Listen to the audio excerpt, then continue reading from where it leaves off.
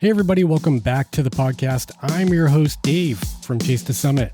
Today we've got a bit of a news episode, sort of a week in review kind of thing, and this is kind of going back to the heart of what I thought this podcast would be when I first started it.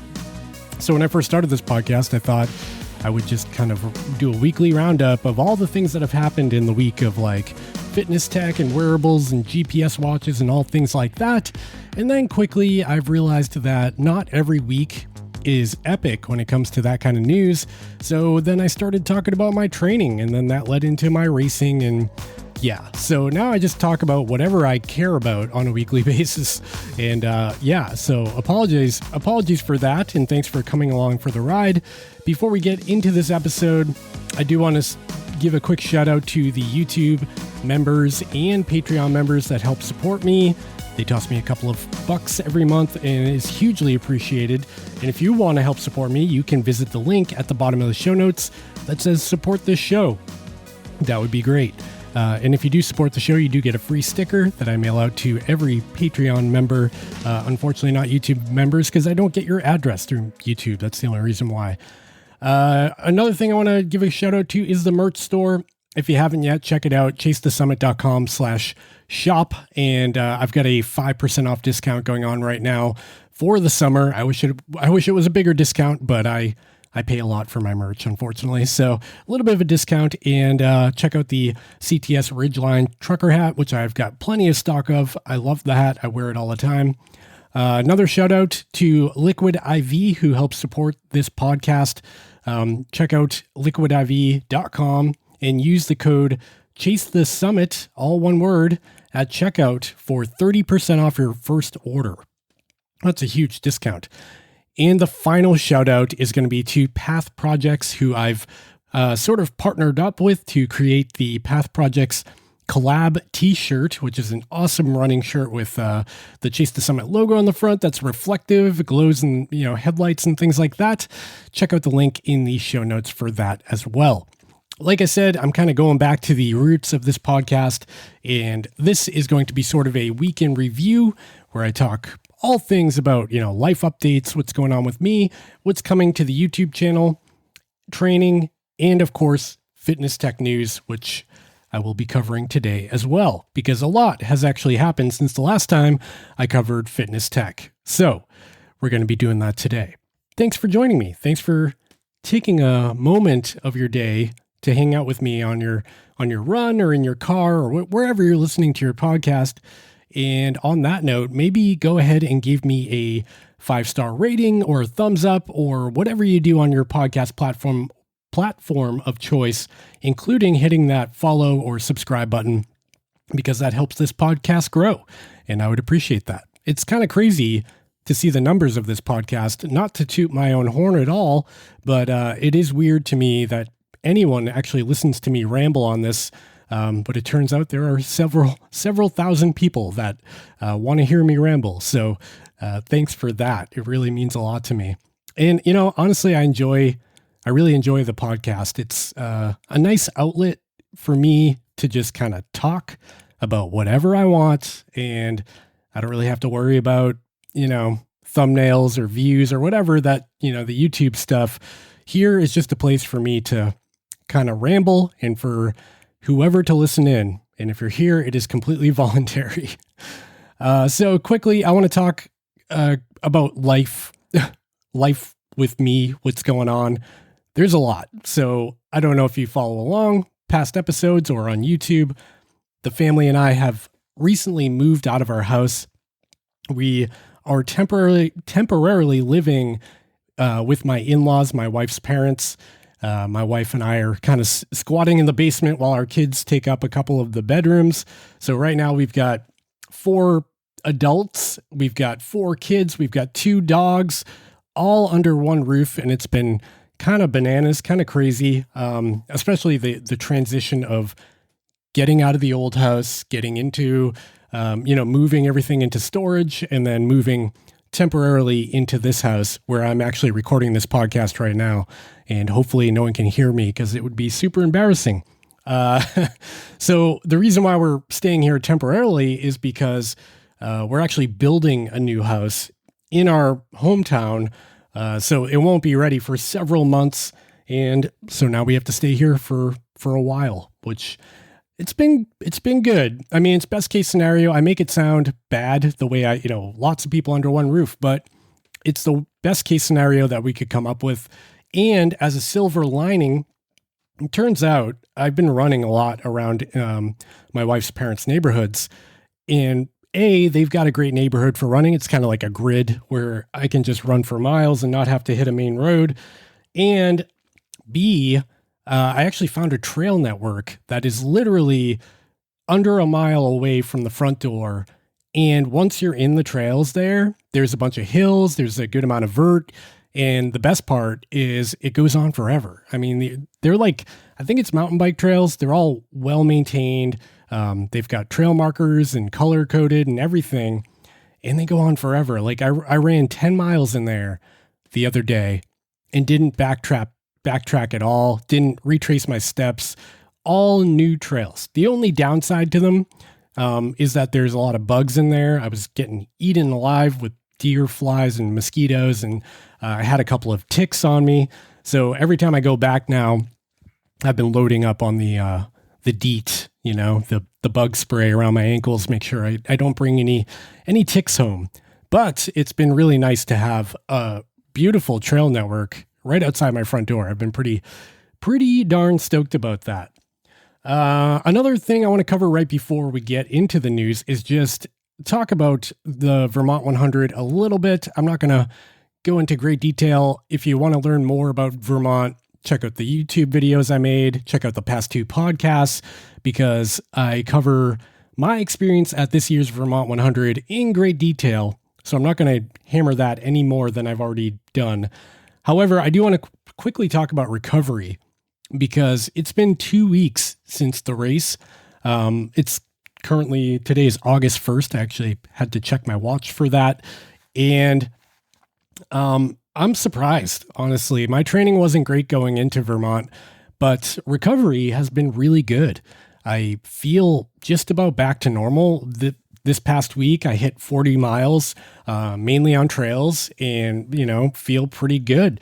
I think I've overdone it a little bit because my calves and knees and stuff are just sore. But generally, I don't think I'm facing injury or anything like that.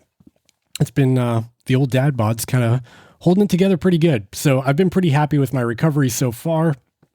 And, I was kind of expecting after Vermont to be totally wrecked until August for a couple of weeks at least, but I've been running again and it's been great. So I don't know what it is about this race, but I really lucked out with recovery as well.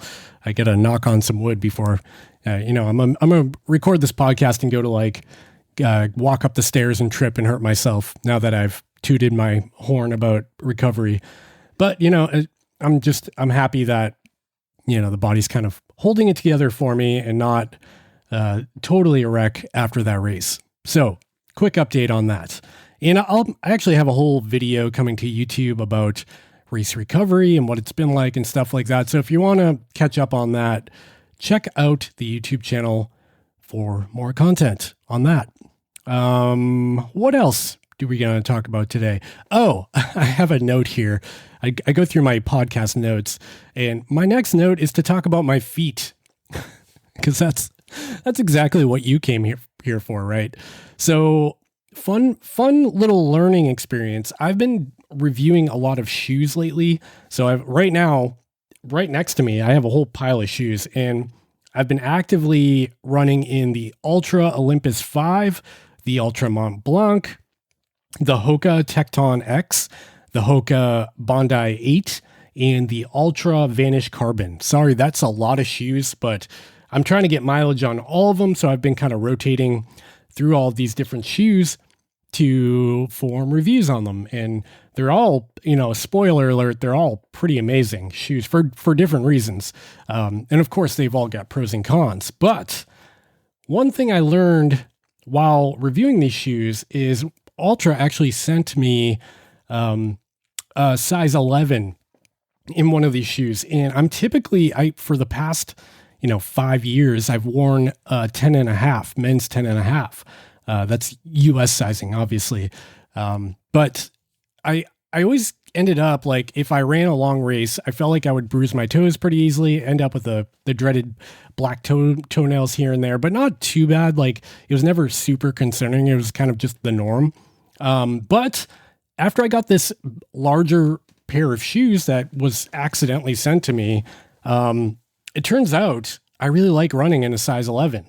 So I think I've been wearing the wrong size shoes for like years. Or maybe, the alternative is after years of running thousands of miles, that my feet have grown a little bit, which is totally, that it does actually happen.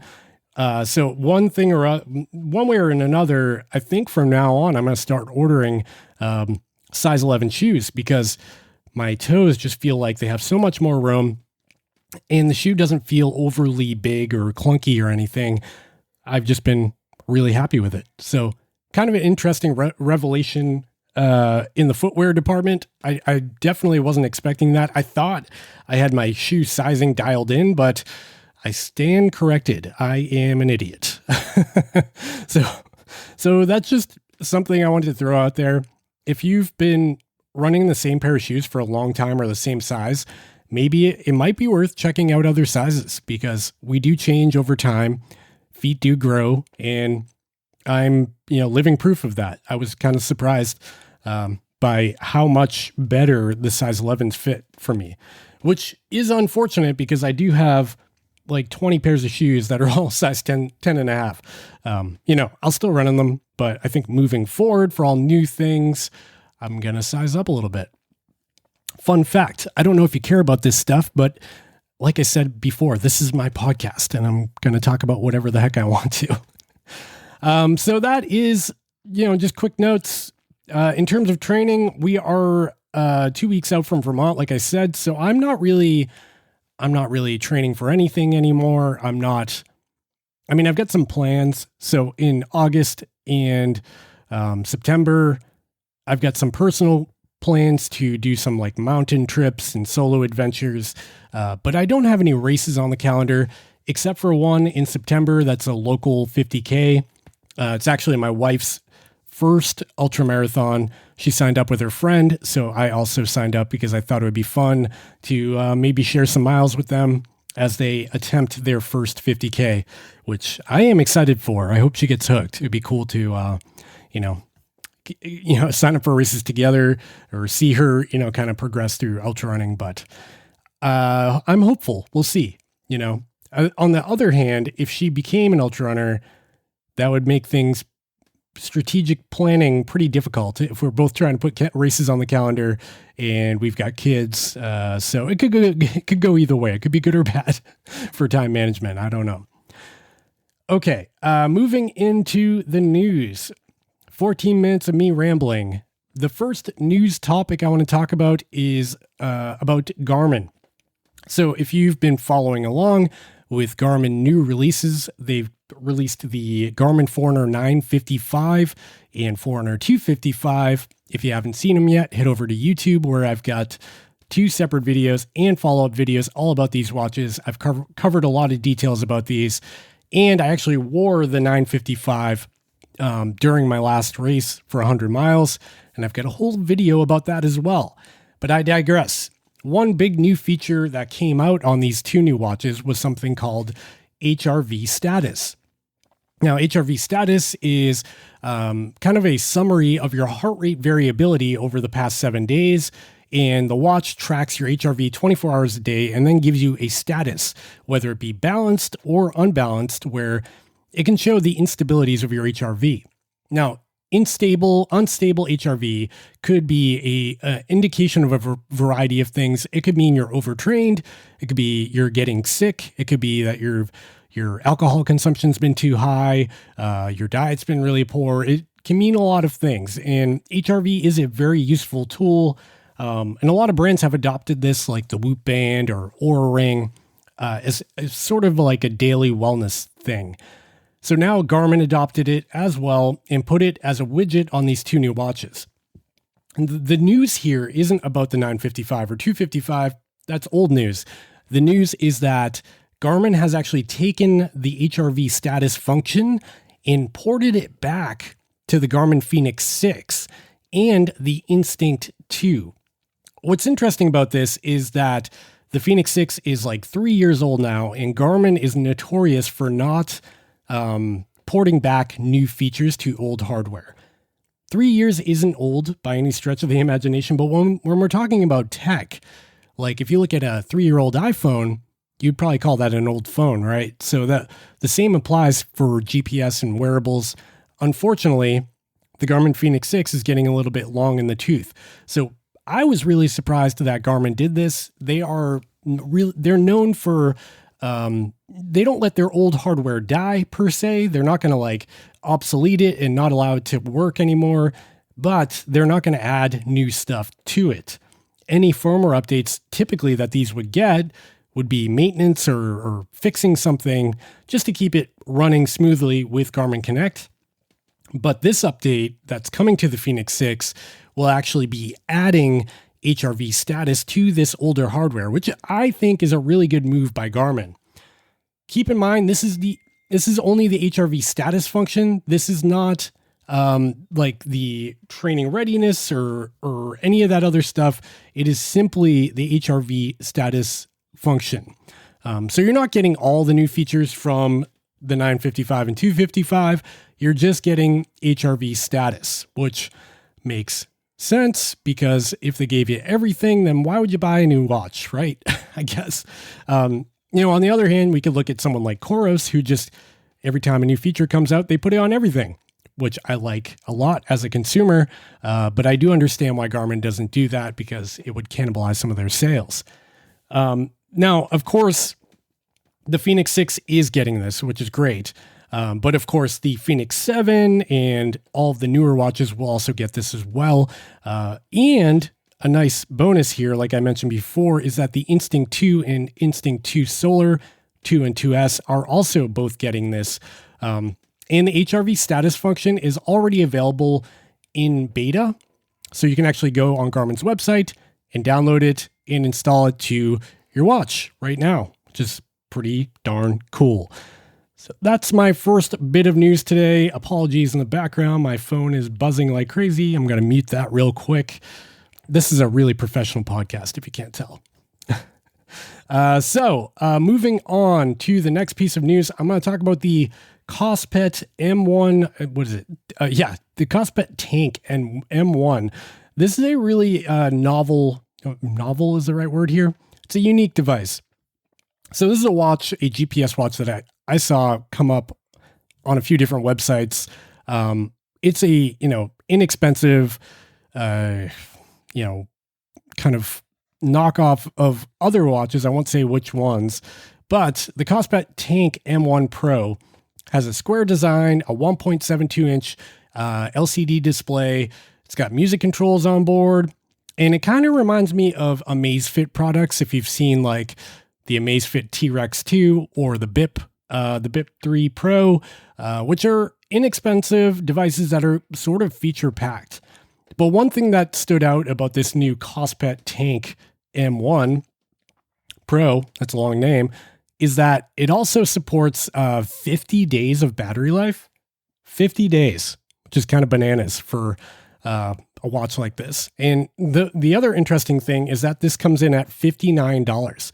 Now, the Cospet Tank M1 Pro is a full-blown GPS watch with an optical heart rate sensor, SP02 sensor, pairs with your smartphone with the Cospet app to collect your wellness data and sleep data and blah, blah, blah. And it all comes in at $59. So I'm going to be getting one of these to review on the channel. It's brand new. They haven't sent me one yet, but I will be certainly getting one to see if it's worth that very low price tag. If it actually works as advertised, I'd be pretty surprised if it did, because that's very cheap.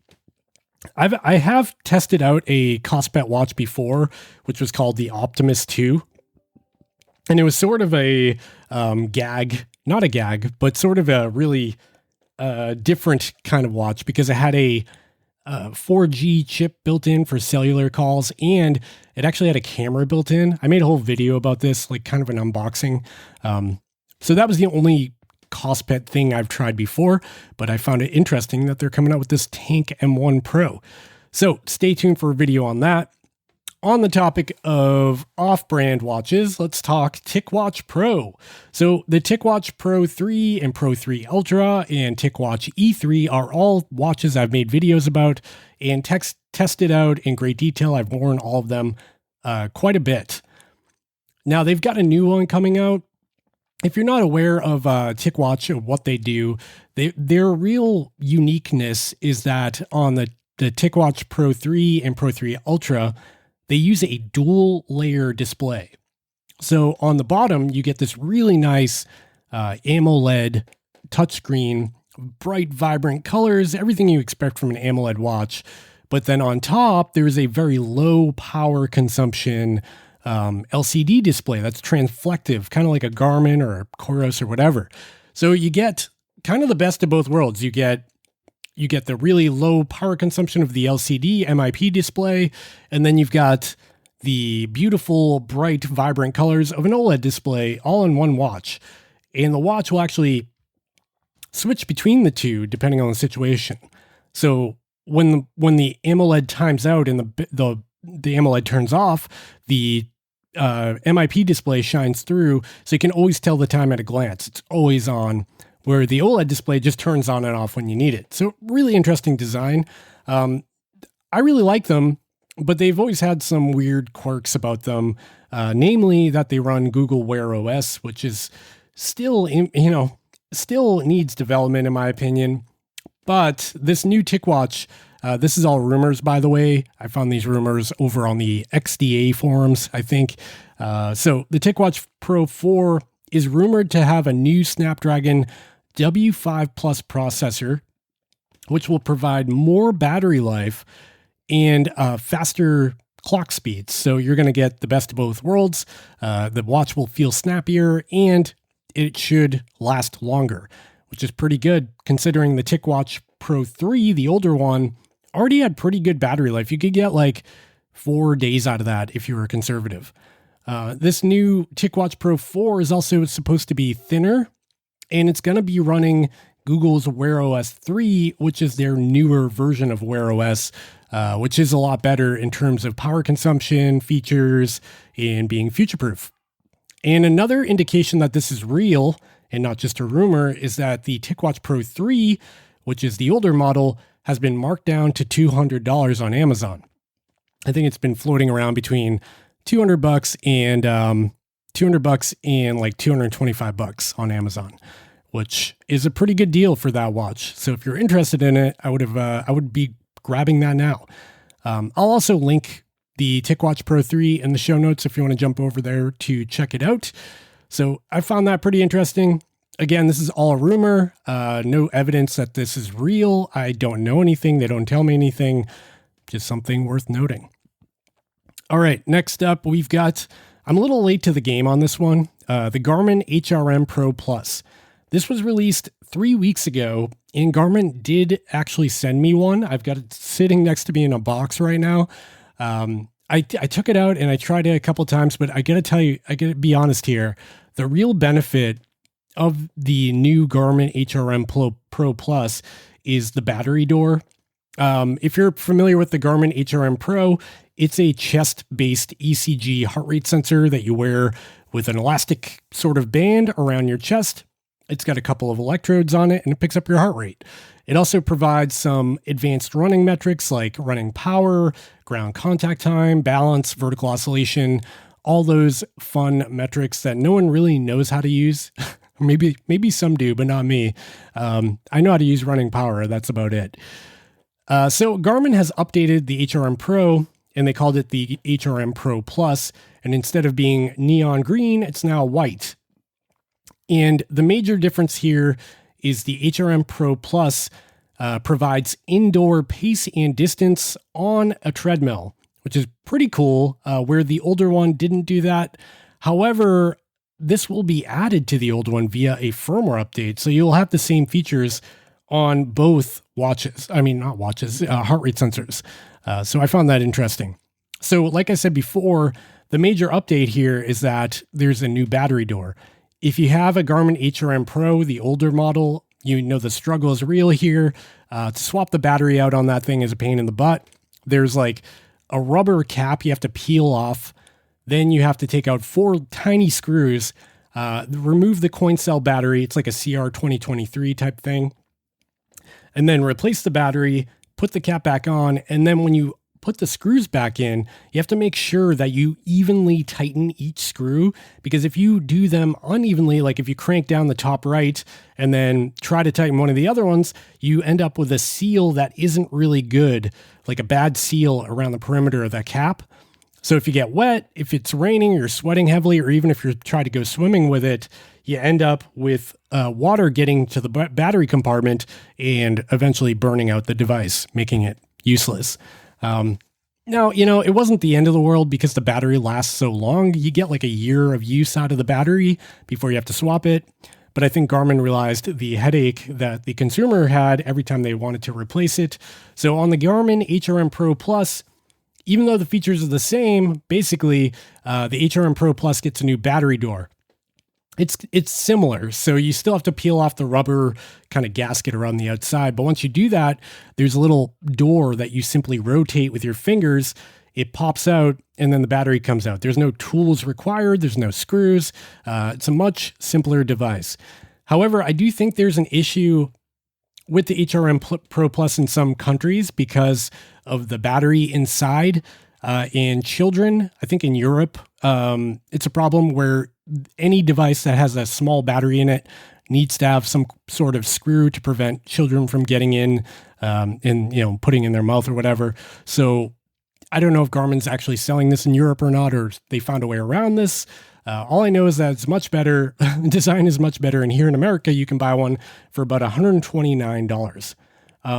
I'll have a video about this soon. I feel bad I never posted a video, but I've been so busy lately, and honestly, this just kind of fell to the bottom of my list, even though it is a welcome upgrade to an already really good heart rate sensor. So $129, it's available now. Check out the links in the show notes to grab one at playbetter.com. And if you use code CTS at checkout at Playbetter, you can get a free sticker included with your HRM Pro Plus. So check it out. All right, moving into the next topic, we've got some news from Oura Ring. First of all, this is kind of interesting. So Oura, if you're unaware, is a ring you wear like a wedding band, but inside of it, it's got a bunch of sensors. And it's a really interesting device. It provides daily wellness data without needing to wear a watch or any sort of other sensors. It just kind of goes on your finger. You kind of forget it's there. I have a whole video about it. If you haven't seen it yet, check out the show notes down below to watch the full review. I had mixed feelings about it, pros and cons. I do like it. I think it's a pretty interesting device, but they just added a bunch of features to it. So when the Oura Ring Gen 3 first came out, they promised all these features that just weren't available yet. And they said, coming soon, which I hate. I hate when their, company says, they make false promises basically, and then tell you that it will come in a firmware update down the road. Well, Oura did that as well. However, they actually delivered on their promises. So the first addition to Oura is that they've integrated with Strava. And this is kind of interesting. At first, I thought it meant you could run with your Oura Ring using the app to track a run or something like that, and then sync that run to Strava. But it's actually the opposite. Basically, if you have a Garmin watch or any watch, or even just your phone, and you go out and run with your recording to Strava, sync that run to Strava, that run will now be represented in Oura as well. So all of your activity in Strava will have an effect on your Oura metrics. That means your readiness score and your sleep data and everything will have an effect by activities done in Strava. And that's kind of a big deal because before, the only way to track activities in Oura was to manually start an activity in the Oura app or hope that the app actually picked up that you're doing an activity when you're out running or whatever. This is a nice upgrade. It means you can use your Garmin or Suunto or Coros or whatever watch in conjunction with the Oura Ring and then get all of your data from the Oura app. I thought that was kind of clever. I haven't tested it out firsthand, but I will, and I do applaud them for adding this. Another update to the Oura Ring is that they've added the ability to sense or record your SP02 or your blood oxygen saturation level. So this is the amount of oxygen in your bloodstream. The sensor was always on board the ring, but the software wasn't ready yet. So they just had it it was never enabled. Now it's enabled. You can update the firmware through your app and immediately start collecting your SP02 data. A lot of folks with, sleep apnea or health conditions, they really pay attention to their SP02, as well as people who are acclimatizing to different altitude levels. So if you're coming from sea level, you're going to run a race in Colorado, knowing your SP02 level can be pretty valuable. So 2 updates from Oura, both pretty welcome. Glad to see they're working on it. Pretty cool. Okay. Oh yeah, one more thing about Oura. I found this kind of fun. They actually sold their 1 millionth ring. I think it was last month. I'm actually surprised about that. They've got 1 million people out there wearing their ring. And these things are not cheap. They're, $400 for the ring itself. And then you're talking $6 a month for the subscription if you decide to upgrade. That's a lot of money, man. I didn't think they were really taking off that much, but apparently they are. So, on the topic of wearables, we've also got some news from a company called Circular. I don't know if you've heard about this, but Circular is kind of a competitor to Oura. So there's, Oura is kind of the pioneer of what they're doing with the wearable, ring with all the data and, analysis and stuff. But this company called Circular kind of came out of left field, and they're kind of doing the same thing.